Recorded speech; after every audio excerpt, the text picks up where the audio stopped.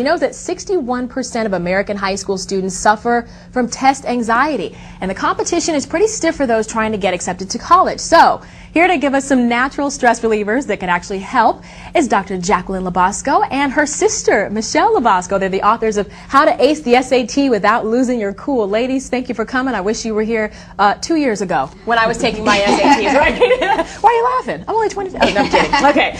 Well, the first question I have for you is, why do so many kids have so much pressure on them to try to get in, take the tests in the first place and then getting into these colleges? It's worse, right? It has gotten significantly different. Right. Actually, in 1993, 2.4 million students applied to get into college. Still a lot. In 2007, over 3 million applied to get into college. So the competition has increased significantly, and that certainly leads to anxiety, particularly with academic performance and standardized tests. And like you said, over 61% of students experience test anxiety. And then I hear a lot of college or prospective college students, they're applying to way more colleges than they used to in the past, right? Not just one or two here and there, but that's a lot of anxiety in itself too, Exactly. right? The pool gets bigger. Exactly. Now, one of the tips that you have is breathe. Sounds simple, but a lot of people forget, right? It does sound really simple, but it's so important. Deep breathing can really impact stress and performance levels. So, when we're anxious, we tend to tighten up and constrict, which leads to shallow breathing. Right, exactly. And when we breathe in a shallow fashion, we actually get less oxygen to our brain and the rest of our bodies. And that's no good. That's no good. It leads to fatigue, mental confusion, irritability, and it can actually lead to more stress. Another step that you have is focus on what you can do, not what you can't. And this is really important for teens as well, too, right? Absolutely. I mean, if you focus on what you could have or should have done, it's only going to increase your anxiety. So the best thing we can tell students is to just simply try to stay in the focus and keep your concentration on what you can focus, what you can do. Now, I don't know if this is a myth or not, but I've always heard this when we were taking tests.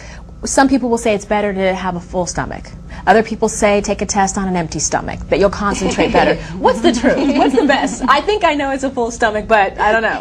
It's not really about having a full stomach. It's about eating the right foods that actually keep your energy levels and your concentration at their peak. Okay. So we suggest have a full stomach and fall asleep in there. If you eat the wrong too full stomach, yeah, exactly. It can actually be counterproductive. But good foods like fruits and vegetables can provide energy. Nuts can keep your blood sugar levels stable. So those types of healthful foods fend off fatigue and keep your anxiety levels in check. And speaking of energy, these kids are taking these energy drinks right before the test. That's like the worst thing you can do, right? We think so because there's caffeine in it. And caffeine is a known stimulant and actually is shown in studies to increase stress and even panic. So the best option is a good night's sleep, water for hydration. And okay, now I know when we were taking tests, it's like you want to get there, you want to get through the test, you rush. Some of the tests actually have the time limits on them as well. That's one of the worst things you can do, right? Yeah, well, part of being a successful test taker is using your time effectively. Okay, so we often also see, as you said, students getting stuck on a problem and then spending an inordinate amount of time just focusing on that one particular problem. Exactly. So we encourage a time limit.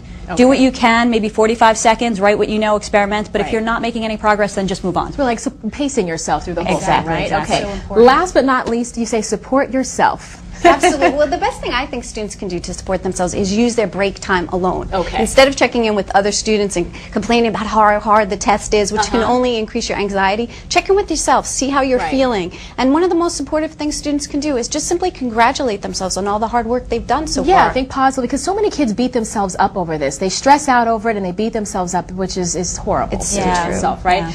Thank you both for coming. Like I said, I wish I had you here a few years ago. Thanks so much.